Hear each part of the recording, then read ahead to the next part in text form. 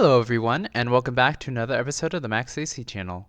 For this month's theme, we will be celebrating Adventurous April, where we will be making 5 dishes from around the world, specifically ones that I've never had before. So, for this week's episode, we will be traveling to South America by making some alfajores.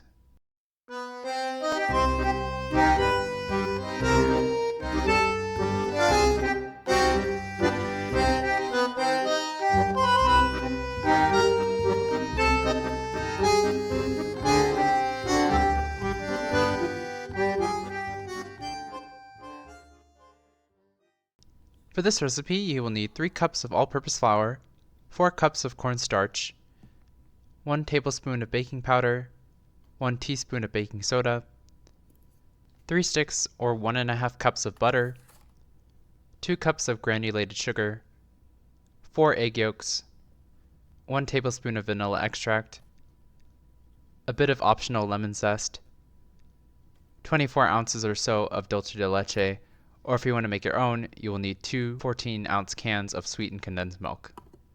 And finally, you will optionally need some shredded or desiccated coconut to roll the cookies in if you want. This amount is good for about 6 dozen or so 2-inch cookie sandwiches, so you are welcome to adjust the amounts to make the amount of cookies that you desire. First, we will prep the dulce de leche. For the dulce, there are a couple ways of making it.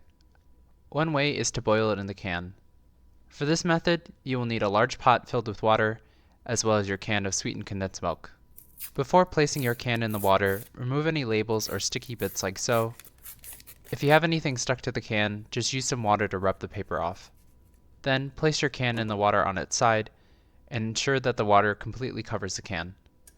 Bring the water up to a boil, and then cover the pot and let it simmer on low for 2 to 3 hours, depending on how dark you want your dulce de leche. Once your dulce is ready, remove the can from the pot and let it cool down to room temperature before you open it up. One positive about doing it this way is that you can make this ahead of time and leave it in the can for at least a few weeks if it is properly sealed. Though, the drawbacks of this way is that it's hard to tell if your dulce is at a good color or not because it is sealed, and also it can be a bit dangerous if you forget to cover the can with enough water, as it might explode. But as long as you're careful, it should be fine. If you want to make your dulce in a different way, another way is to use the oven. For this method, you will need a preferably clear pie pan or baking dish to put your sweetened condensed milk in, as well as a pan or dish large enough to use as a water bath for the other dish. First, preheat your oven to 425 degrees Fahrenheit. Then, while we wait, open your can of sweetened condensed milk and pour it into your smaller dish. Then, cover the top with some aluminum foil, and then place this dish into your bigger one. Next, fill your water bath with some hot water, making sure not to pour any on the foil or in the sweetened condensed milk. Then, once your oven is ready, carefully transfer your water bath into the oven and let that cook for 2 to 3 hours.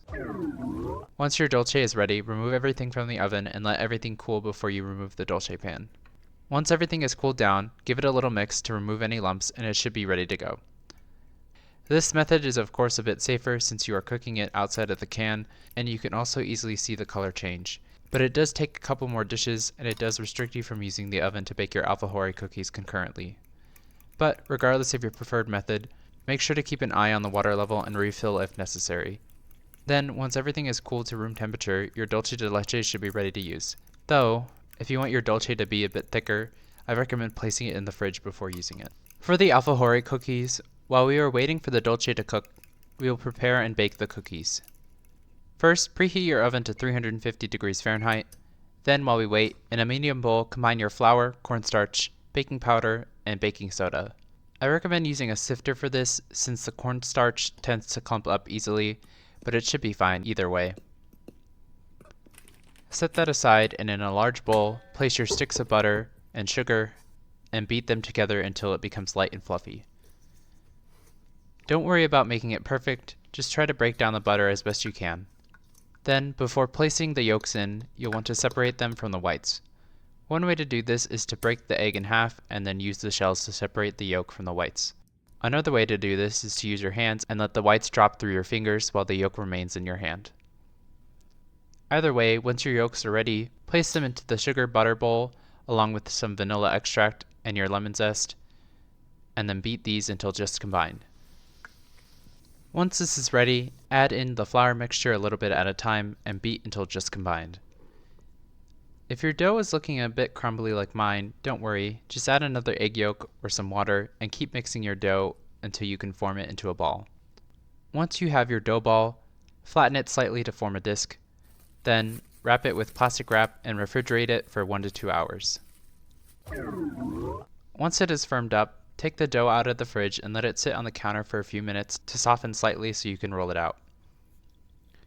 On a lightly floured surface, roll the dough out into a 1/4 to 1/8 inch thickness. Then when you're ready, cut it into rounds using a 2-inch cookie cutter, or if you don't have one, you can use the condensed milk can, or if you want smaller cookies, you can also use a measuring cup. With the leftover scraps, re-roll it and repeat. If your dough gets too warm, rewrap it in some plastic wrap and return it to the fridge to let it firm up again. Once you've cut them out, place your cookies onto a baking sheet lined with parchment paper, and if you want, place the sheet with your cookies in the freezer or fridge for at least 15 minutes so that they will firm up a bit and won't spread as much while they're cooking.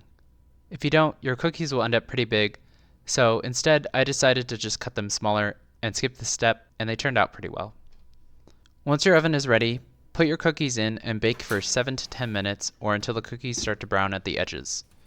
Once they are done, remove your cookies from the oven and allow them to cool in the pan for a few minutes and then carefully transfer them to a rye rack to cool completely. Then, if you have more cookies to bake, place them on the baking sheet and repeat the process. Once everything is ready, flip half of your cookies and spread them with your dulce de leche, about 1 teaspoon or so. Then sandwich them together with the remaining cookies. Once your cookies are ready, roll the side in the shredded coconut if desired, and your alfajores are ready to eat.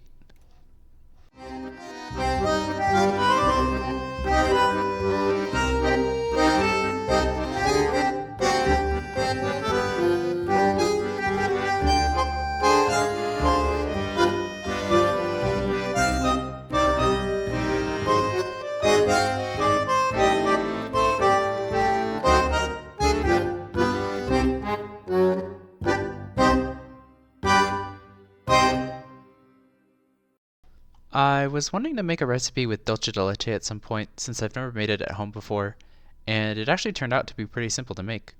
I think I probably prefer the oven method since you can see the color of the dulce before you stop cooking it. But for making alfajores, I would probably prefer the stove method since I can then use the oven for the cookies at the same time. Apparently, you can also use a pressure cooker to make this as well in like 15 minutes or so, but I don't have one, so I guess I'll have to do it the long way if I make this recipe again.